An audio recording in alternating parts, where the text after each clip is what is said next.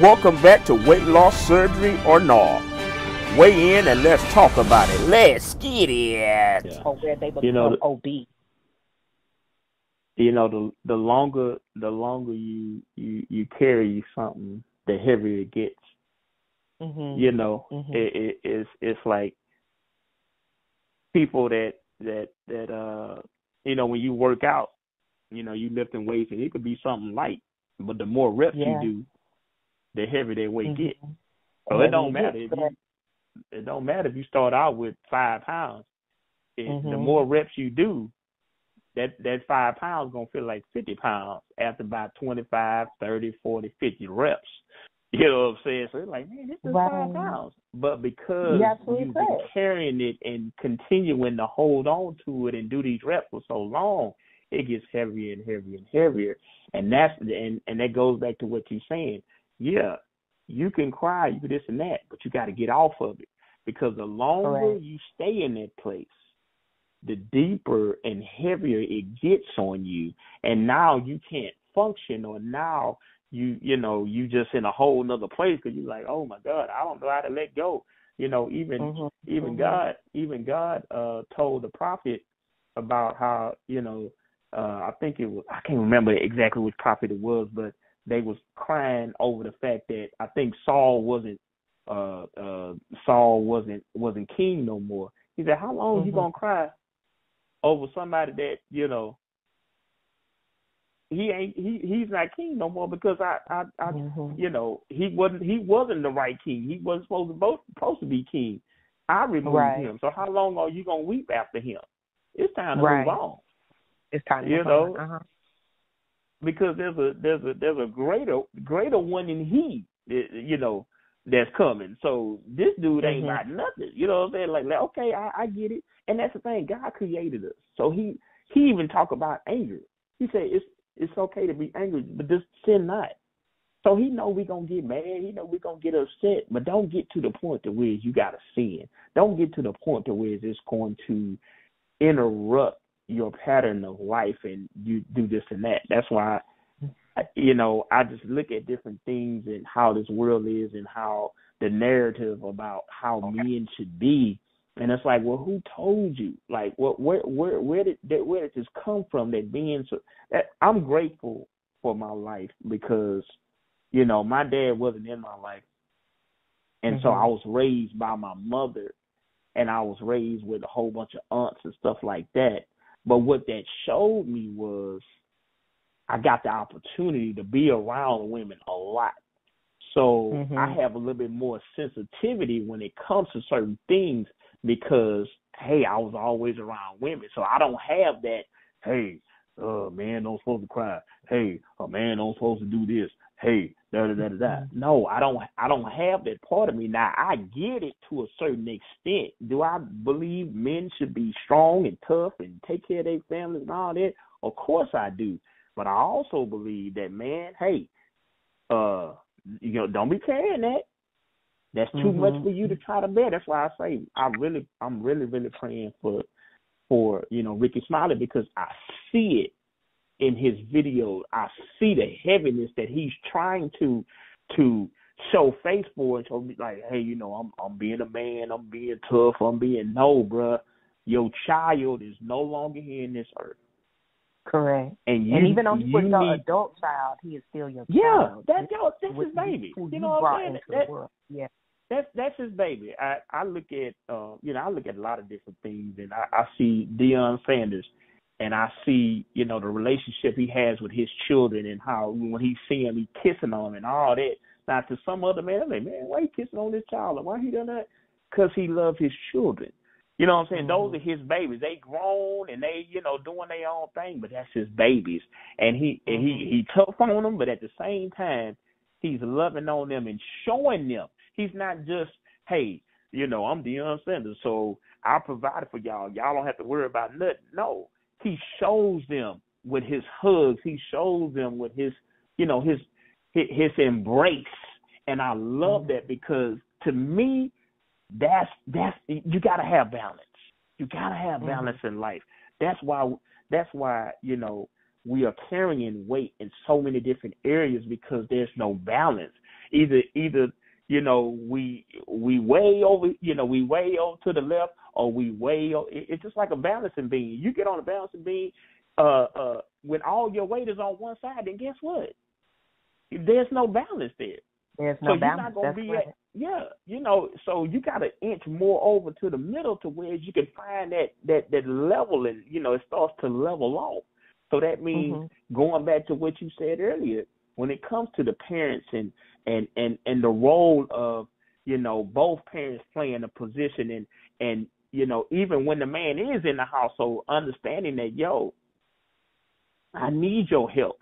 I need you to take off some of the slack. I need you to just I don't need you to just be the breadwinner. I don't need you just to hey, I pay the bills and da. No, I need you to cook sometimes. I need you to watch the kids sometimes. Like, there has to be a balance in families. There has to be a balance in your own personal life, because when you start taking on things that you aren't meant to take on, number one, then you're going to find yourself lopsided. And when you and one thing about when you get to that place of being lopsided, then guess what? Now, oh my God, now when things come your way, because guess what? With things like we talked about earlier, life happens. Life don't stop. Correct. So every day that you wake up, life is happening.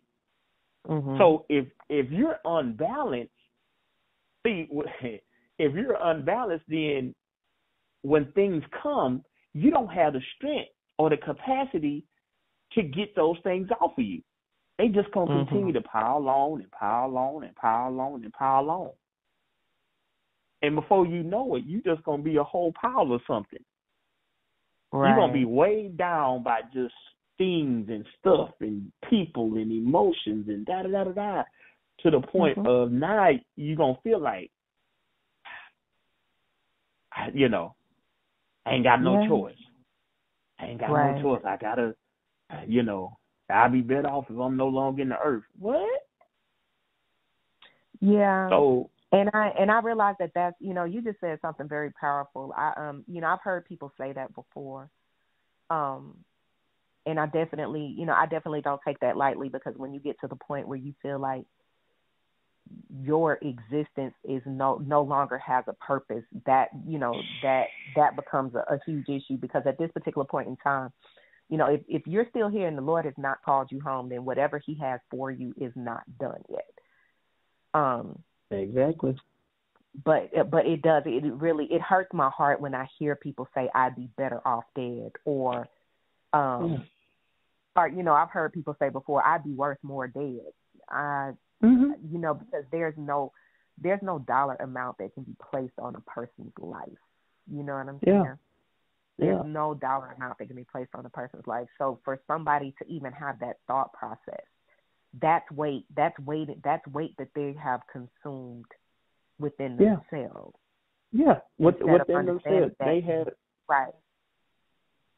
Yeah. You have a purpose. They have brought all that. Yeah, they brought all of that, and to the point to where they're so consumed, they're so bogged down that all they can see is nothing. They can't see their way out. So they, it's just like, well, I've gone as far as I can go. Who told you that? What makes you think that? Right. And just because I tell people this too, just because you can't see the path that has been created doesn't mean that there's not a path that you're supposed to keep going on. You know what I'm saying? Sometimes God can't show you what's coming next because he needs you to focus on wherever you are right now. Yeah. And I tell people all the time, I'm very blessed. I thank God. I was thanking God for this the other day. My daughter's 18 years old. And we got through like those very crucial years of, development. We got through those crucial years. We didn't have bouts with alcohol. We didn't have bouts with drugs. And I thank God for her. I thank God for her village. I thank God for, just every positive person that the Lord has put in her life. Because, you know, when I looked up, I saw that we didn't have, you know, we didn't go through quite as much, you know, versus some, you know, sometimes I hear parents talk about how, you know, they're dealing with drugs and alcohol with their teenagers and things like that. And so teenage pregnancy. Teenage pregnancy, absolutely. You know, and I really thank God for that. But I remember one day sitting down talking to her, and so, you know, and she went through her fair share, you know, of issues that, you know, happened, you know, at school, and, you know, issues that happened even at church. She's gone through her fair share of those. And, you know, we are a very open family. We talk about everything, you know. Right. And our children know that we're approachable, and that, you know, if there's something that they need us, because I have this thing where I'd rather you hear it from me than the world teach you, because they may not teach you what you need to know in order to survive a situation, right? So when we talk, you know, we would, you know, she said to me, I guess she was maybe about 2 years ago, she was maybe 16. She said, you know, I'm going through all this, but it's not worth ending my life. She said, you know, it's not worth killing myself. And, you know, for me, I was very joyous to hear that she understood that, you know, even though all of this is happening, even though, you know, you're running into these trials and you're running into these tribulations, even as young as you are, you know, you're running into the understanding that people that you grew up with are now, you know, you're now that you thought were friends, you're now are actually finding out that they're enemies and they're foes and they're, you know, people that aren't for you. You know what I'm saying? You're finding out that even though these people at your church that's supposed to be your spiritual leaders are not as spiritually led themselves because of the way they're treated, even though you're finding all of this out, you're still realizing that you have a purpose on your life. And that your purpose is not to take your own life. And so, you know, like I say, I do know that a lot of that is attributed to, you know, her village and those that are spiritually sound that are in her life and teaching her, you know, what she needs to know to be the best her she can be, you know.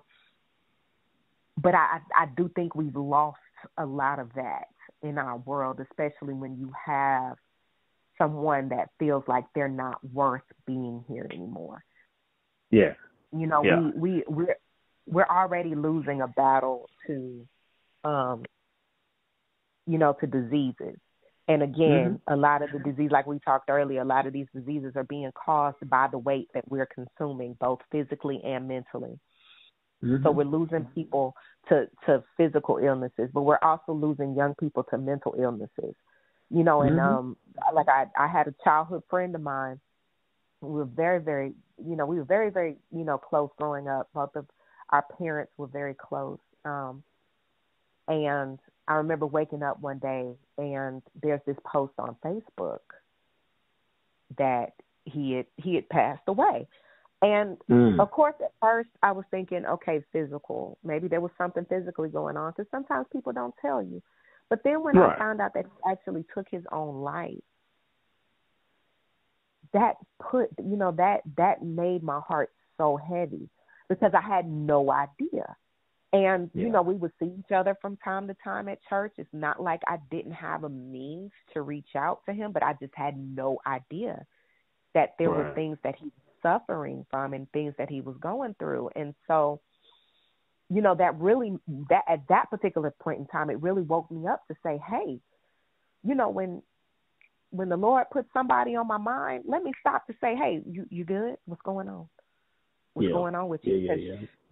You never know what's weighting them down. You never know what's consuming them, that, you know, they get to the point where they want to take their own lives, or they get to the point where they feel like I'd be better off dead, or I don't have to feel this hurt. And I think that's what a lot of people don't realize, that hurt is temporary if you can work through it.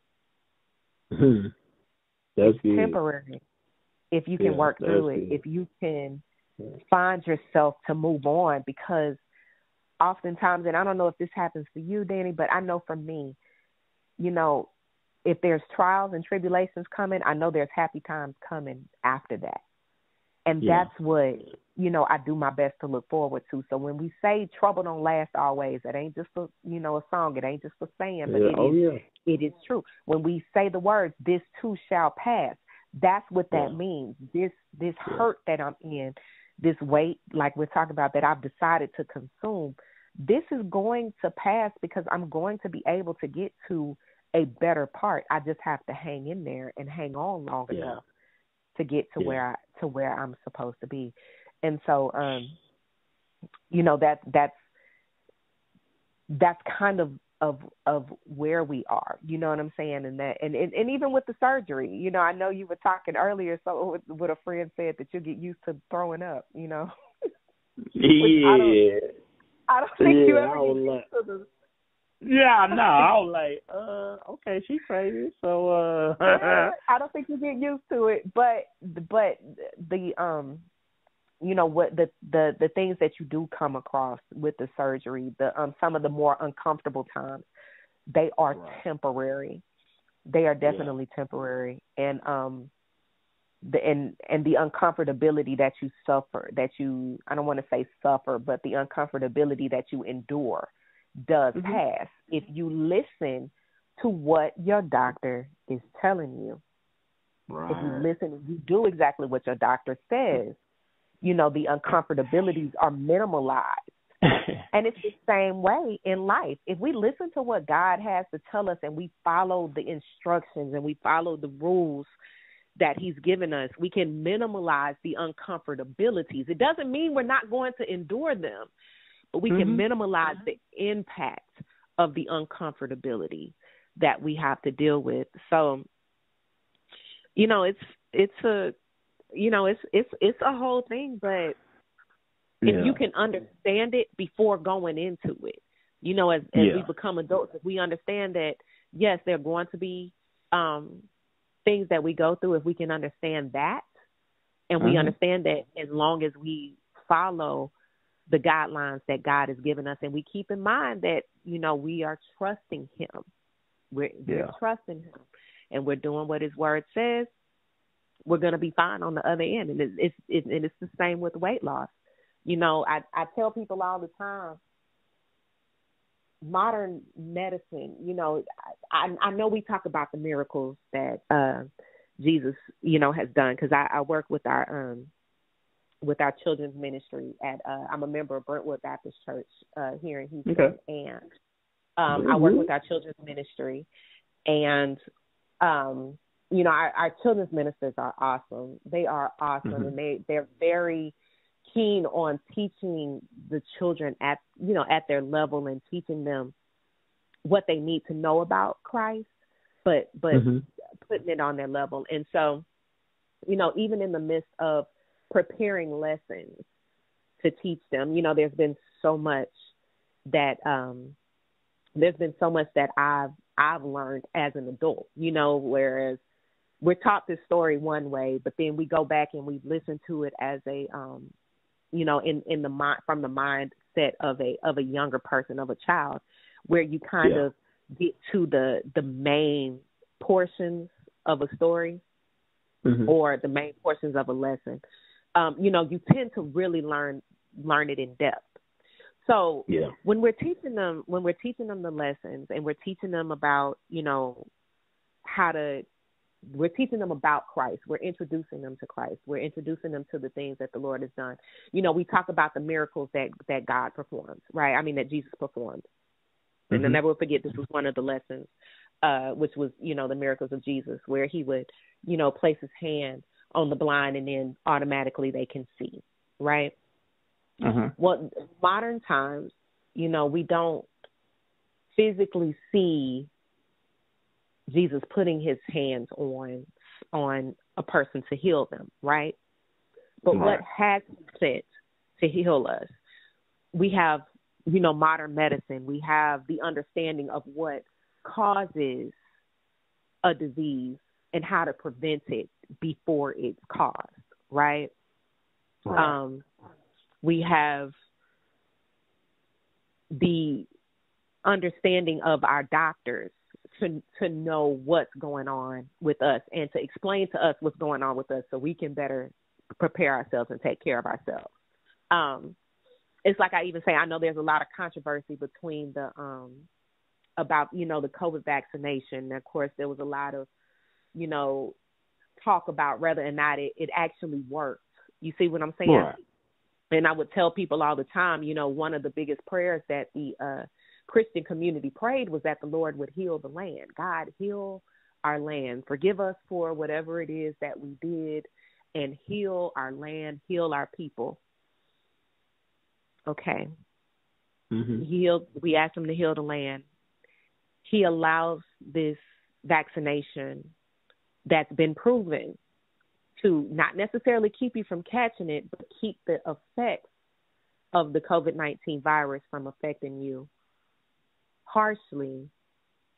And we have those that reject it. You see what I'm saying? They don't believe that it's here to help. They don't believe that it's real.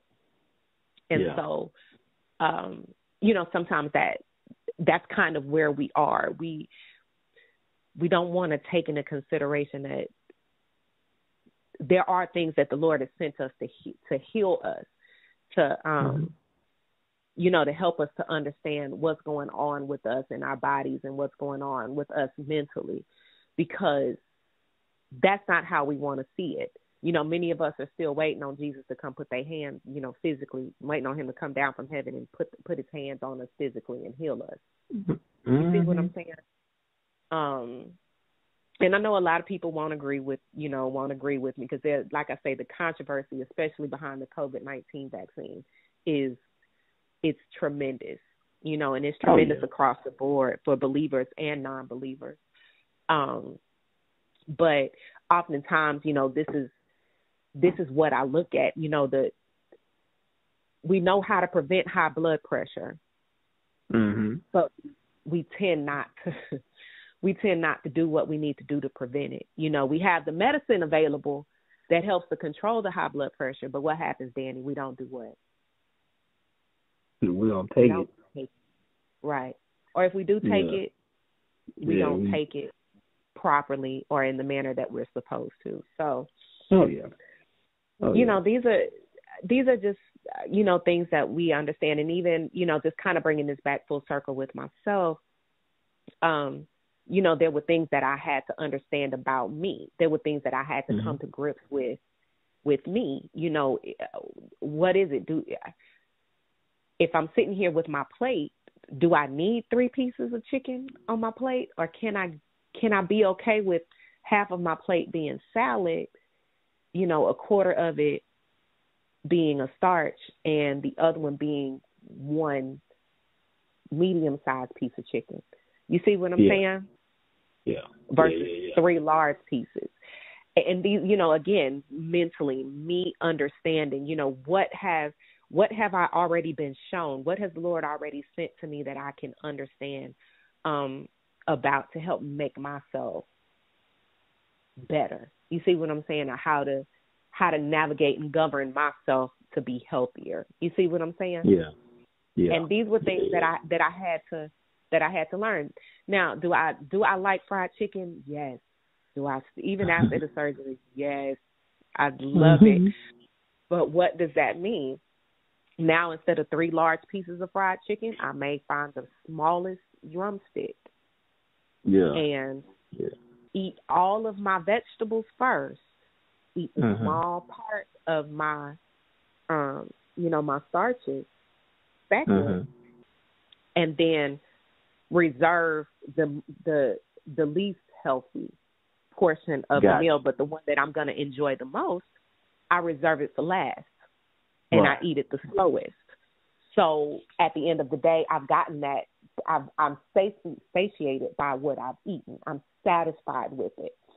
Because I one thing that I think is interesting, and I think this is an argument that goes back and forth between people that are vegetarians and vegans versus those that are not. And it's the flavor of it. It's the flavor of food. It's the, a lot of vegetarians and vegans say what you're looking for is the flavor, not necessarily the meat that you're eating. You know what I'm saying? Not necessarily the product that you're eating. And I can understand that because I had the privilege of actually trying a place called the Slutty Vegan. And I never will forget, we were in Atlanta for the national Delta National Convention a couple of years ago, and I got the privilege of trying there because one of my line sisters is she's vegan. She's pescatarian, so but she does eat seafood from time to time, but for the most part, she sticks to a vegetarian diet. That sounds like a religion. What is a pescatarian? I got you. But like, no, I'm really Baptist. Good. She does really good. Oh, you said pescatarian. Okay, I got you. Yeah, that sounds like a religion. I'm like, what is that? And they're like, no, I'm Baptist. What is pescatarian? Yeah. No, so pescatarian is where people still eat, like they eat seafood like fish and shrimp, but they definitely stay away from like chicken and beef and red pork. Red things like that. Yeah, I got it. But so I had something. It was shrimp. That's what they called it, but it was a vegan shrimp, and of course there was no meat in it whatsoever, but the flavor in it was amazing. It was amazing. Gotcha. And I remember sitting there like it had the consistency. It had, it kind of had a kind of a seafood flavor to it. Right. But, and like I say, it's vegan, so I know there was no meat product whatsoever in it, but the flavor in it was delicious. And so it just made me go back and think that, okay, well, maybe it is the flavor that we're looking for versus the actual meat. So now I can't say me personally, I still eat meat. I haven't, gone vegetarian. I haven't, I don't do keto even after the surgery. I don't do keto. I still consume carbs. Gotcha. But the portion sizes that I consume is what it is. And it's actually interesting because I'm actually able to consume more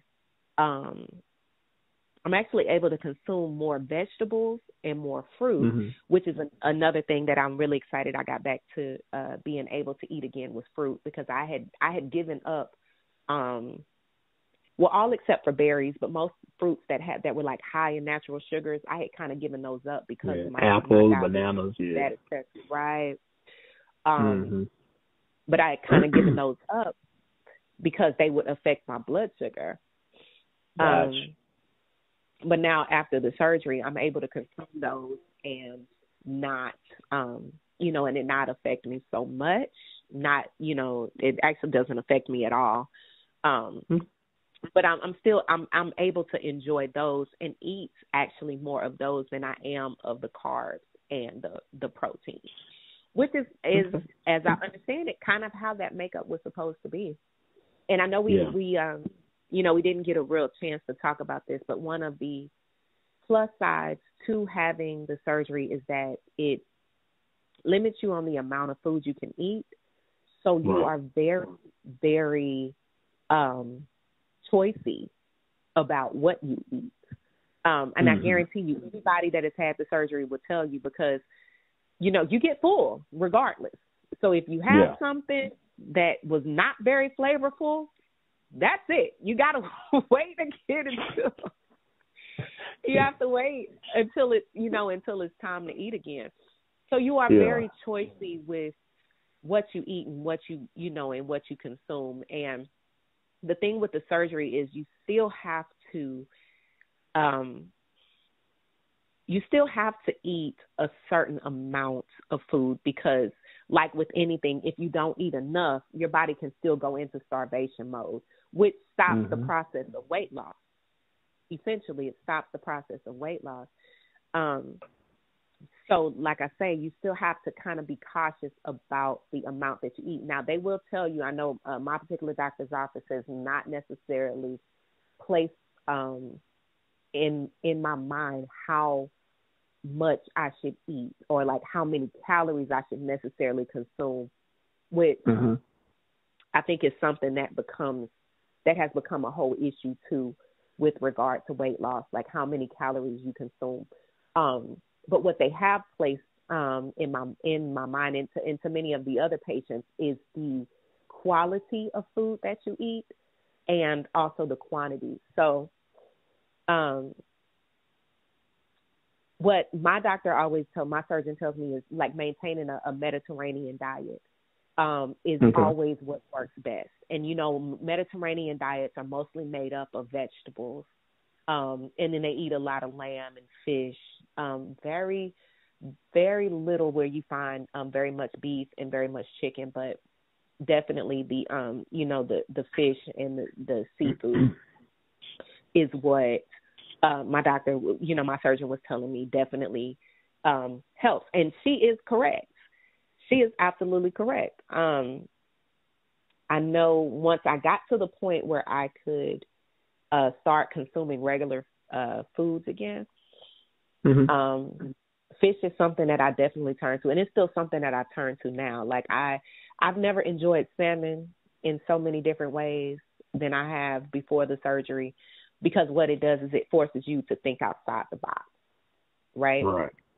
Because you can no longer I guess you could, but you don't, you have the mindset where you can't just go to McDonald's and pick up a number one and be satisfied. You know what I'm saying? You now have to understand that. They fish fillet is not salmon. It's not. It is not. But you now have to understand that whatever I eat in this particular smaller meal, I have to get as many nutrients out of it as I can. Right. Because you do have the aid. Now that was the other thing. You do have the aid of vitamins, which they do tell you, bariatric vitamins, which you will be on for the rest of your life after you have the surgery. However, it causes you to be a lot more in tune to how your body now reacts. Like for me, my body does not absorb iron. I was having issues with my iron absorption beforehand, which a lot of women do suffer from. But even now after my surgery, that's something that I have to pay attention to on a regular basis. So when it comes to my diet, not a whole lot. Every now and then I will get I get a hankering. I do like ice though. But even with my iron levels were premium, I still like ice. I don't know what it is. And Sonic Ice is like my ultimate thing because it's so I love it. Yeah, I was with somebody that had that issue, and Sonic Ice was the go-to, so that's how I know about it. Yeah. But that's something that I have to look into, and then at every meal, I try to look for something that's fortified with iron, whatever whatever I eat. So, it does it helps you to pay attention to what's going on. It definitely gives you a leg up because just the way that I feel, and I'm going back to earlier when we first started the podcast. The way that I feel is it's amazing. It is amazing. And knowing that I gained the weight, you remember I was saying I saw myself gaining the weight. But what I never remembered was how I was feeling. It wasn't until it got to be dire that I realized, oh my God, I don't feel right. I don't feel as if, you know what I'm saying? But I never felt myself getting to the point where I wasn't feeling very well. Does that make sense? Like so now with the surgery, I am able to see myself. I'm able to pinpoint exactly like this reverse feeling of, okay, I feel great. And as a matter of fact, I was telling my husband the other day, I was in line checking out my item, right? And I realized I forgot an item. And there was good gobs of people behind me waiting to check out. And I asked the girl, I said, well, wait, I just got to go grab one more item. So I remember going down the aisle, and I was walking so fast that I actually passed up where I was supposed to go and didn't realize that I was actually going that fast. But I had to realize, but I had to realize, hey, it's 100 pounds less of me now, so it doesn't take as long, it doesn't take as much to get to where I need to be, in a quick manner. But that was just something that made me realize that, okay, this is what I did this for. You see what I'm saying? So I have blood. So you I have blood work. 100 pounds. I was gonna say. So you said you used 100 pounds less. So what's the current weight? Because you said at one point you had kind of leveled out at 280. So post surgery, what's the weight? So post surgery, I'm now at, my last weight was 173.5. Come on now. 173.5. When I first began with the Davis Clinic, I was teetering between 280 and 276. And that's where I started, was between 280 and 276, which is about where I was plateauing when it was just exercise and diet that I was doing. So essentially I was maintaining, and I might gain 4 pounds this month, lose 4 pounds, but it was like that back and forth. When I began, so they put you on a liquid diet, which is another mental thing altogether. But it definitely is doable. But they put you on a liquid diet. And it actually wasn't as bad as I was thinking it was going to be. I definitely had mentally prepared myself for it, but it wasn't as bad as I was thinking, because I was still able to invite a lot of my favorite flavors into my liquid diet. But on the liquid diet, I was on it for 2 weeks prior to surgery, and I lost about 9 pounds on the liquid diet alone. Right. And so it was amazing. It was pretty good. It wasn't anything that I felt like I couldn't do. And then one thing I thought was going to be an issue with the liquid diet was that, of course, I was the only one on the liquid diet. My family was not. So they were, eating regular food. And I kind of thought Lord, I'm really going to need your strength to be sure I don't, take a piece of this chicken and eat it. You know what I'm saying? But it was, it was really good. They definitely did their best to not eat around me, if they could help it. So I can definitely say, those 2 weeks, we didn't necessarily have dinner together. We spent time together, but just not at dinner time. When it was dinner time, I went and did some work while they ate their food. Right. Yeah, so they wasn't smacking and, ooh, mama, oh, babe, this is good. They wasn't doing all that. You was like, I'm stay over here. I'm gonna leave y'all by yourself. Right. And then there was one night, I found out about this later, but there was one night, they called it a solidarity dinner, right? So during the liquid diet, all I could have was the closest thing to solids that I could have was Jell-O. Wait, Tip, lean on me. We all go through struggles. We all have pains. We all got a heaviness that we're carrying. But you know what? There's somebody else that has it worse. There's somebody else that's going through even more. There's somebody else that need a release. So you know what? We got to go to them. Like, you know what? I know you're going through, so lean on me.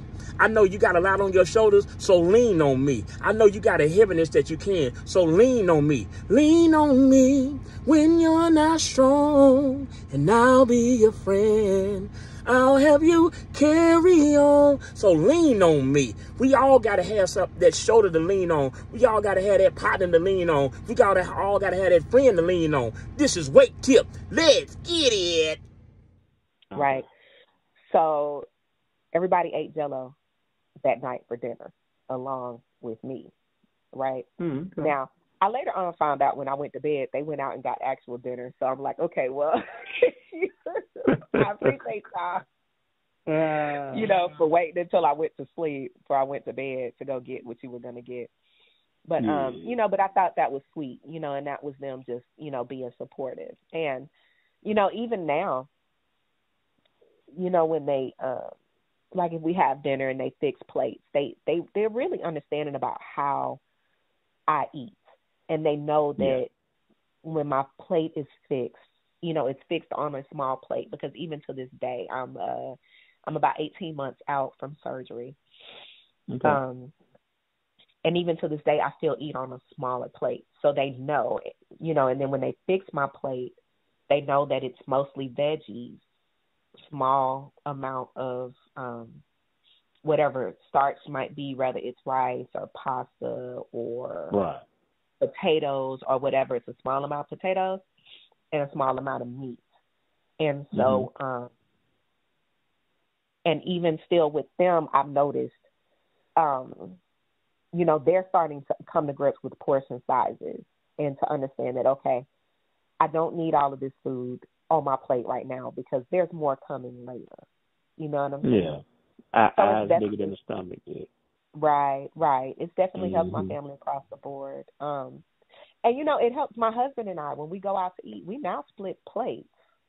So it helps financially, when we go out to eat. We literally will split a plate. Now, I still say, we were joking about this, I still say it's more like a 30-70 split, because I'm only eating about 30% of what's on the plate, and he is the rest of the 70%. But it's still, it's still to a point where it's something we enjoy. You know what I'm saying? Oh, yeah. Even with him, I'm always looking for plates that are vegetable heavy, right? Right. Or protein heavy, and then light on the starch. Not non-existent to the starch, but definitely light on the starch. So, those are things that we have learned to look for together and have learned to, to venture out with together. You see what I'm saying? Yeah. So, there are a lot of positives, and I hope, whoever's listening, if they're on the fence with having weight loss surgery, I'm here to tell you that there are positives. There are lots of positives, and it does have a positive outcome. Because not too long ago, I had to have, my blood work done, and my A1C is now a 4.5. So I'm off of all medications. I'm off of all my blood pressure medications. Wow. And so now one thing that is interesting is, because I did have an A1C before and I was diagnosed as diabetic, I'm now no longer I'm not considered non-diabetic, but what I am considered is a diabetic whose diabetes is controlled by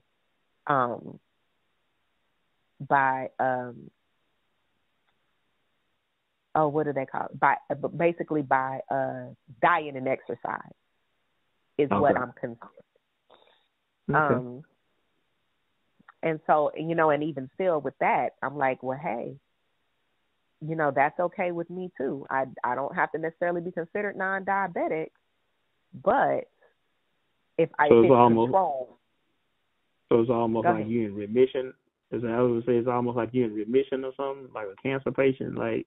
Kind of like it's reversed. Yeah, like I got you. Reversed. Yeah. Okay. And so, like I say, there's positivities to it. And I know that there's a lot of people too that sometimes don't want to, they don't want people to know they had surgery. I'm definitely not one of those people. I will tell somebody with quick, no, I had weight loss surgery, because it's such a wonderful tool if you use it correctly and if you follow the rules. And I know in my Facebook post, one of the things I told people was that, everybody that's sitting here say, oh, well, you cheated, you can have several seats. I mean that.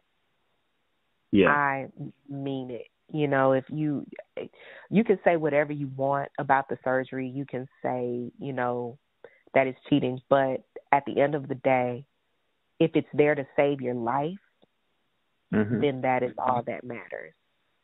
Yeah. That is all that matters. And I've been really blessed to have, I don't have a lot of naysayers in my life. Definitely don't. And I've only heard, one or two people kind of speak negatively about me having the surgery. And I was able to promptly put them in their place. When they did decide that they were going to let me know how they felt about it. However, how they felt. Yeah. However, I've been very blessed, and one of the people is like severely overweight and suffering from all kinds of stuff. So I'm like, yeah, you're somebody that I really care.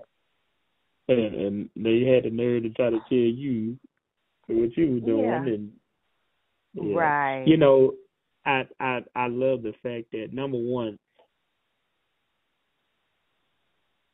what I've learned and understand to know, and that's true, is whatever you decide to do with your life and with your body is your business. And what you deem to be good for you and right for you is what's right for you. And so the fact that you were confident, you did your research, you've gone through the process and you continue to go through the process, and the fact that you stand on it like, I don't have a problem, because, like I said, I think people go into it thinking that or feeling that, hey, I'm doing it, but, I think the people that have an issue with it or say that you're cheating, there's an insecurity that lies within them. My conviction is I don't feel like I have to do it because I didn't need the surgery to get to where I'm at. And I feel like my issue is just within me. If I put in the work, it'll be done. What I'm saying? So that's just where I am with me. But I think with others, it's like, well, I think it's an insecurity within themselves, because they like, well, it's like, no, if a person does something that they feel like they need to do, then who are you to say, number one, it ain't coming out your pocket, it ain't ending your day, and it's not affecting you one way or the other. So who are you to say X, Y, and Z? So the fact that you are stable within your mind and your decision, that's what matters. That's what what means everything. And the fact that you said, I understood what I was going into, and I know that in order for it to get the best benefits and the greatest benefits out of all of this, I have to do the work. The surgery doesn't take away from the things that you need to do as an individual, the things that you have to continue. And I love the fact that you have a support system, because, you mentioned earlier about knowing certain people, and even I've seen in that show, whereas, people go out and they get the surgery or they lose weight, and then next thing you know, their spouses leave because they were insecure, and because, this person has now taken control of their life and is feeling better about themselves, feeling different about themselves. Now they feel inferior to them because they feel like, oh my God, you needed me, but now you're not no longer gonna need me. Well, who said that? Who told you that? I need you more. I need you even more now than I did before. But because of their insecurities and their issues that they got going on in their own mind, they feel like, oh no, I need to move on to somebody else, because and so the fact that you have a support system, your husband and your kids are looking out for you for your best interests at hand. They are trying to, and even in them looking out for you, it kind of brings itself around full circle, because that's the thing. you did this surgery for yourself to help you so that you can feel better, so that you can look better, so that you can be better. But in return, it is helping your family because now, because of what you've done, they won't necessarily have to do. But because of how you're living and the things that, even with your portions and everything, now that makes them realize, like, hey, I don't have to fill my plate up. Hey, Correct. So at younger, while your kids are younger, they can grow up in that saying, hey, I don't have to, it ain't buffet style every time I sit down. I'm going to get a little something, eat that. If I'm still hungry, I'll go back and get more. But if I'm not, then I'm good. Like you said, it saves you money when you and your husband go out. Instead of y'all spending $70, $80, man, you spending $35, $40.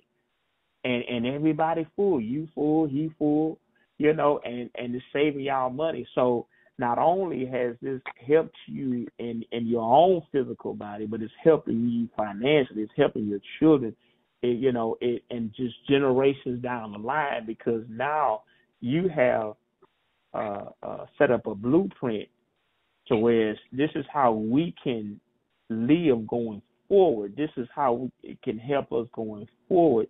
And so a lot of times people think when you go through certain things or you do certain things, you're doing them, like for people to think that you're being you're cheating. It's like, no, I'm not cheating, but I'm making an imprint into my life. I see where there's something wrong, so I'm going in to try to go fix it. And because of the decision out, it's almost as if you sacrificed yourself for the betterment of not only you but for your family. And that's the underlying thing that people need to get and understand. Surgery isn't for everybody, but for those it is. Everything that you do, understand that there's there's blessings that can come from it. And what I see how it's benefiting, it's benefiting your family just because of the decision that you made. But you didn't go in it, cosmetically. You didn't go in it like, oh yeah, if I do this, I can fit into this dress. I can fit it. You was in the store, basically running down the aisle, not even realizing, like, yo, wait a minute, right? I'm 100 pounds down, and I didn't realize I'm just skating through here. Didn't even realize. So that right there is a blessing. That's what I hope people really get to see and understand, that whether you're on the fence or not, number one, you can't tear down people for decisions that they make. And number two, if this is the route you want to go, understand and know what you're going into and what it will mean for you, but how can it help somebody else? How can it bless somebody else? How can it benefit somebody else? Even if it's not for them to go do the same thing, just the fortitude that it takes, the research that it takes, the work that it takes to go into this, and understanding that it's not a quick fix, it's not an overnight thing, but as long as you put in the work, as long as you adhere to what the doctors say or what, God is saying, or what, just your mind is telling you, if you put in that work, you'll get to where you need to be. It's all about being consistent. In anything, in any and everything you do, you got to be consistent. You got to be locked in. Absolutely.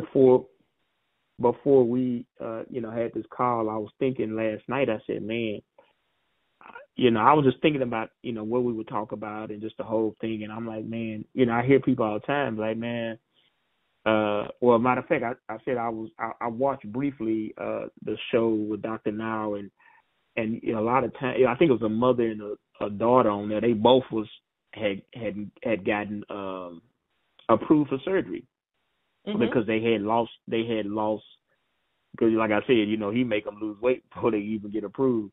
I think they both had lost weight the last prior month to them coming back to Dr. Now. And but a lot of times you hear people like, oh, this is my last result. And I got to thinking about that. I'm like, man, how is this your last result? And I'm like, is this your last result because you've tried everything and it's just absolutely like you have no other door or no other place to go?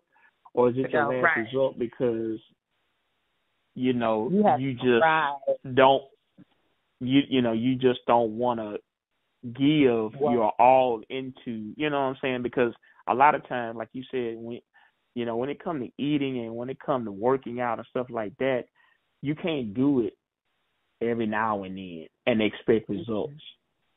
You got to be consistent. So, like, are people really, like, if you say, okay, I'm going to work out or I'm going to eat, are you doing that consistently every day? Or have you dedicated 6 months or a year to your life? Because the reality of it is, in anything that you do, whether you're trying to lose weight, whether you're trying to be, I don't know, an author or whatever, in anything that you do, you got to dedicate your life to it. And you got to, you got to put in that work, that day in and day out, day in and day out. And it's a changing of the guard. How you used to look at food or how you used to look at certain things, you got to change your frame of mind to say, no, I need to reteach myself about this. I need to reteach myself about that.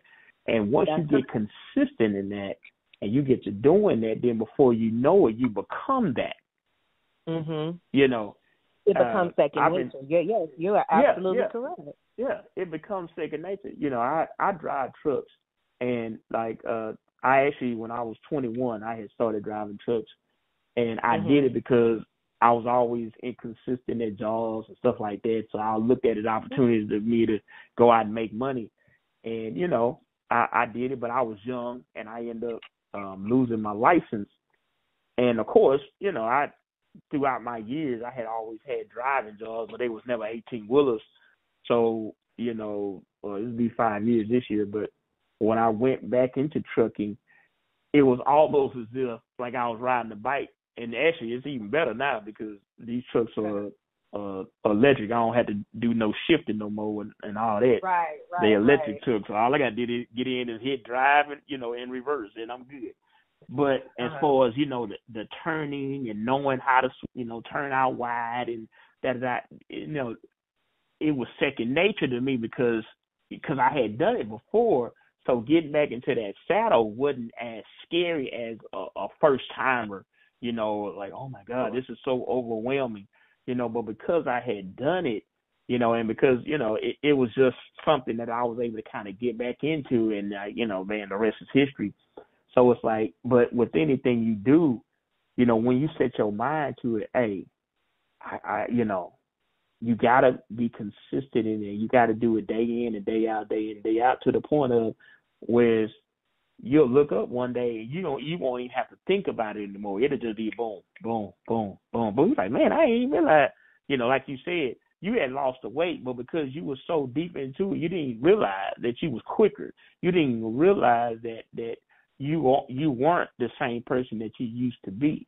You had crossed over into this new life, this new way of walking, this new way of talking, this new way of eating. You had a list, and you like, oh, I got to grab this on my list. I got to grab it, But you had already crossed over, but because you was living it, you didn't even realize that you had crossed over. And that's what I want people to understand. Yeah. And this is what this is what I hope people take away, because don't get me wrong, I love my 600-pound life. It definitely shows one side of this, of the surgery and what people go through, but let's be realistic. It's a show. They have to make money some kind of way, right? So they show a lot of dramatics that don't have to happen. You see what I'm saying? Oh yeah. Because every time I see somebody ordering that half the menu, I'm like, now come on now. I know everybody ain't sitting there just I don't think ordering you're physically that much able to eat all of that. Right. Yeah, like I say, no shade to the producers and the network of my 600-pound life, definitely, but I know that there are certain things that you're trying to show that it really isn't. And what's interesting is, so the heavier you are, the quicker you lose weight. A lot of people don't understand that. That's why they call it a kind of like a honeymoon phase when you first start working out. You might, depending on how heavy you are, if you cut what you're eating in half, even if you're eating 3,000 calories and you cut that down to even 2,000 calories, right, a day, or even 2,500, you're going to lose the weight because the heavier you are, the more energy your body needs to burn in order to keep simple things going, like your heart pumping, your blood pumping, your organs working. All of that takes calories that the body needs to burn. So if you're asking a 400-pound patient to lose 50 pounds, just from my research, 50 pounds on a 400-pound patient isn't as difficult as asking a 200-pound patient to lose 50 pounds. You see what I'm saying? I was just thinking about, I was just going to say a 200-pound person, Yeah. So when I see my 600-pound life and I see that they're saying, okay, we're giving you this, this diet, and what they do, these people are used to consuming 5,000 calories a day, quite possibly. Easy. So you're giving them a diet that's only 2,000 calories a day. Yeah. Well, if they're doing it. Yeah, 1,200. If they're doing it, it's what do you go with? Yeah. They said, the weight should come off just naturally like that until the body gets to the point where they're saying, okay, we need more energy, because your body does use your stored energy. And that's if there isn't anything medically affecting you, or affecting your body from doing that. But I'm with you. My goal with all of this, even when I speak to people about, weight loss surgery, is just to get them to understand that it's not a bad thing. It's not a quick fix either. Right. It's definitely not a quick fix. And you have to go in, if your thought process is going in because you just cosmetically want to lose weight because you feel like, men will pay attention to you or women will pay attention to you, I would definitely say that's something that you really gonna have to think about, because at the end of the day, there's still other factors even after. You know what I'm saying? If you don't like the way your body looks now with the size that you are, sometimes when you lose the weight, you have excess skin. Yep. You have excess skin, and you definitely may not like the way you look. Right. That almost look worse than it do when you was overweight, like, bro. Yeah. So that's a concern. You know what I'm saying? Now, don't get me wrong. You might look good in clothes, and sometimes depending on how much excess skin you have, sometimes your clothes still don't fit right. So it just, like I say, it just depends. But if it's cosmetic reasons, I would definitely say, take a step back. But if you've done everything that you can and your size is affecting your health, and you're having, you're dealing with the high blood pressure because you're overweight, or you're dealing with, like myself with diabetes because you're overweight, then I would definitely, and you've done everything. See, and I think that's what makes it successful with people that have tried, and we'll just call it the traditional method of losing weight, or the non-surgical method of losing weight, where you just go straight with diet and exercise, and it still hasn't gotten you where you need to be with what you're trying to do. Because according to the science, if you eat 1,500 calories a day and you exercise 3 times a week, you should be able to drop 2 pounds or so a week. Well, if you like me, where your body makeup says, no, we're not going to do 2 pounds a week, I'm going to give you a half a pound a week. Then you're looking at, taking a longer time to achieve your, to achieve your goals, or to try to best rid yourself of your ailments. or the diseases that's being caused by the weight, by the by the excess weight you're carrying. So, you know, so that's what I'm hoping people understand, is that it's not a pill. You know, I've had a lot of people also say it's not necessarily a death sentence. I hope, you know, whoever's listening, it's, you know, the procedures that they've come up with now and the way that they do it are definitely safer than what they used to be.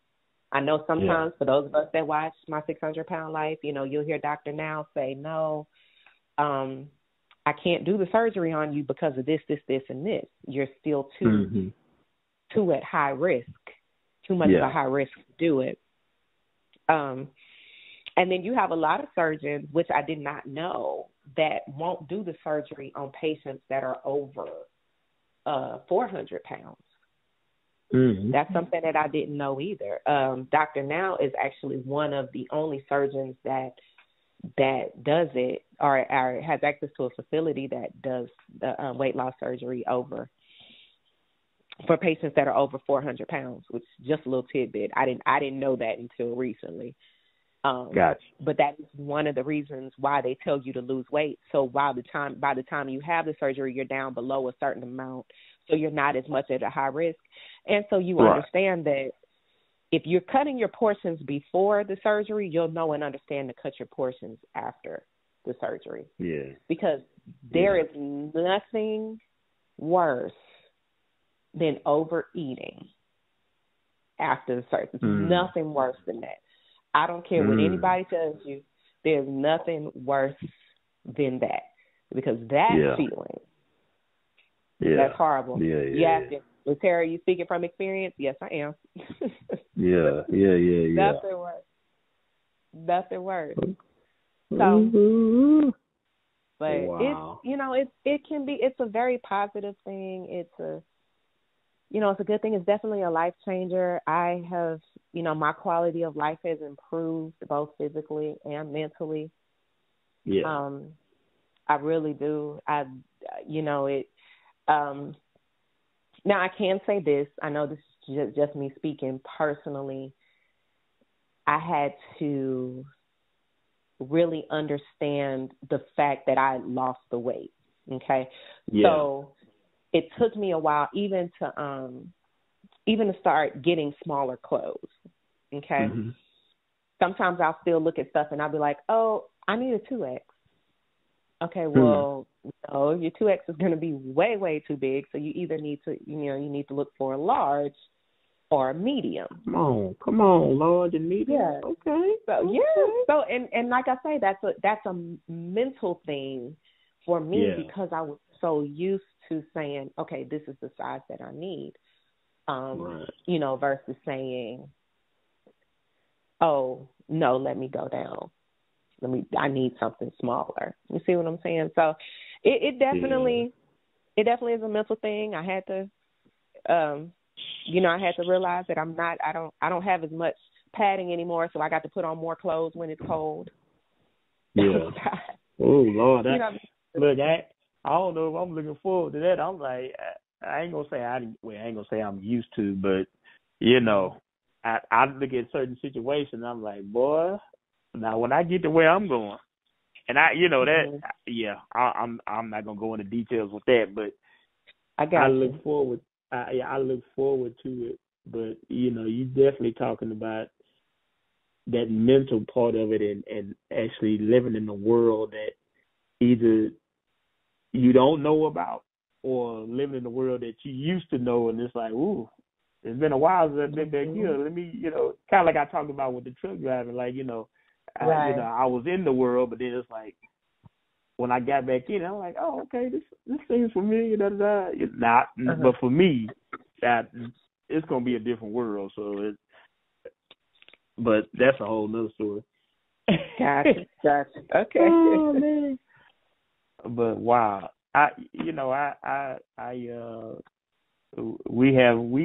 we've been talking, and I'm very appreciative to you for just, being open, being candid about your journey and just what it has meant for you, and you know, just your openness as far as even want to help someone else, you know, help women with decisions that, you know, maybe they need to make, or whatever the case may be. So I'm truly thankful and grateful, you know, for your openness, because, you know, when I started this platform, you know, I looked at myself, you know, not having a problem with talking and really just sharing, but to be able to get guests on and interview them and ask certain questions and them being open enough to share and be vulnerable in even certain circumstances, it really shows that, you know, there are a lot of people that have things to say, and that, like, yo, you know, man, this is what helped me, you know, so hopefully it can help you. Right. So it's just a blessing that, you know, you've been so open and candid about, you know, just what you feel about surgery. And to me, this conversation was more than just, it was, at one point I was like, are we talking about surgery anymore? But right, it was, but there's so much more of a deeper connection, because it's like your platform says, the weight of everything can consume you. It's the weight of your body, the weight of everything. So I love your platform. I have been keeping up with it, you know, for some years now, and I think the open and the honesty is what we need now. We need more people that's okay with coming out and coming up and speaking, because when you do, that opens up a whole other, you know, platform to help somebody else. You know, like they say, one person can help somebody, all just by having their, you know, them being open. And that's all, you know, that's all it takes. If you take because you know, being overweight, and I know you for a long time, Danny, and we were both, you know, big growing up. Mm-hmm. And sometimes, you know, what they tried to make it seem like is like it was an embarrassing thing. Right. It was an embarrassing thing. And, you know, and sometimes I think because when we get older, you know, we don't talk about the things that's consuming us and that's making us, you know, hold on to the unhealthy side of ourselves, because for so long it was, you know, it was like an embarrassing thing. So, you know, when you can take the embarrassment out of it, and all it takes is for one person to step up and say, hey, this is what I'm going through. If this is you, let's walk together. If this in you, then hey, that's fine. Maybe you know somebody that needs it. But you've taken the embarrassment out of it, and that's what I love. And I was looking at your YouTube video, and you actually stepped on the scale and showed the number on the scale. Who does that? Yeah. Who does that? I can guarantee you, nobody does that. But because you had the courage to do it, you've given so many other people the courage to do it. And you let them know that it's not just about the way that you look. It's about the way that you feel. And, you know, that's why it makes it easy for people like me to come on platforms like yours and actually speak openly about what it is, because so many times they're either caught up in the negativity of it, or they're caught up in the commercialized side of it, where all people are trying to do is make money, and nobody really has that middle ground, you know. So I appreciate you. I thank God for you, because I guarantee you, when we were younger, I never saw this. It was like, I never saw you being here. I guess that's why the Lord don't show us what he has in store for everybody. But I am very, very proud of you. Very, very proud of you. And I'm proud of everything you're doing. Well, I appreciate it. You know, one thing about doing this platform and you know, putting myself out there, you know, you don't always know who's watching, who's paying attention. I think sometimes we get caught up in the likes and the shares, and then when you don't see that, it's like, well, is anybody seeing? Is anybody watching? Is anybody paying attention? You know, so the fact that, you know, you said you seen my YouTube. I mean, you know, you even said YouTube. I'm like, dang, you seen some of that? you know, and you know, just, you know, checking out my websites and podcasts, like the fact that you know, paid attention, you know, that means a lot, because it's like, you know, it means that I have to keep doing what I'm doing, because, you know, I never know, you know, who I'm affecting or who I'm touching or who I'm reaching out. And even when I started the podcast, you know, the idea for the podcast came about 3 years ago, and I sat on it for literally a whole year, because I just was, you know, I was making excuses why and this and that, and then when I went forward, I realized, I say, wow, I'm like, you know, I have a voice, you know, this is who I am, and so much has transpired since then and until now, with you know, definitely got some things in the works as far as off the air. I need to get with you, because I heard you opened up with graphic design. I'm like, wait a minute, what?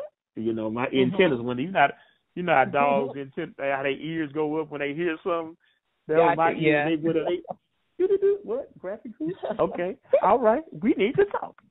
So, but yeah, I'm grateful, you know, and that's why when I see your post, I say, interesting. And I knew then, I say, oh yeah, I need to talk to her, I need to talk to you, because I was like, you know, you gotta be okay with your decisions in life. You know, whatever decision that you make in your life, you got to be true to that. And you can't do it because you're trying to follow a trend, or you're trying to be like this or be like that. You know, whatever decision you make, you know, you got to stand on that decision. You got to stand by it. And the fact that you made a decision, you was like, I don't care what you may feel, this is what I did for me. And I stand by it, and I stand on it. So, like it or love it, I feel good. I look good. I am good. So, if you want some help, holler at me. You know what I'm saying? Holler at me. But, you know, I'm just sharing what life is for me. And that right there, just, it really blessed me. And I was like, wow, that's what's up.